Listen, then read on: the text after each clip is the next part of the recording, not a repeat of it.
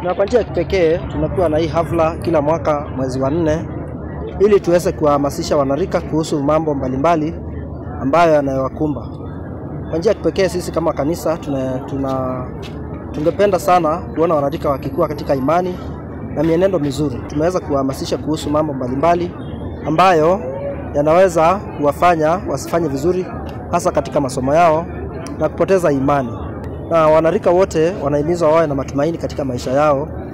Mambo mengi ambayo yanafanya wanarika wapoteza matumaini, mojawapo ni ukosefu wa kazi, ukosefu wa pesa, maisha ambayo sio mazuri ama maisha duni katika familia zao na pia katika mashule. Tunahimiza serikali na kila mtu tujiunge pamoja ili kuweza kuwasaidia wanarika wetu wakuwe vizuri katika mienendo mizuri, katika masomo na wawe watu wa matumaini. Tunawahitaji kama viongozi wa leo na pia viongozi wa kesho, na itakuwa jambo la muhimu sana kuwasaidia ili wakuwe vizuri, ili kesho yetu iwe na mwangaza tukiwa na viongozi wazuri. Wanarika bado wanapaswa kuwa na matumaini katika maisha yao.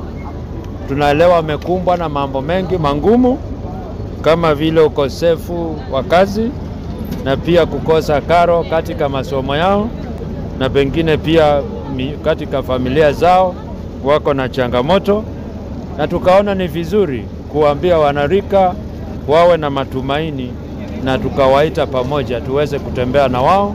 Sasa ombi langu ni kwamba waendelee kuonyesha wengine mfano kama huo ili waweze kuwaiga.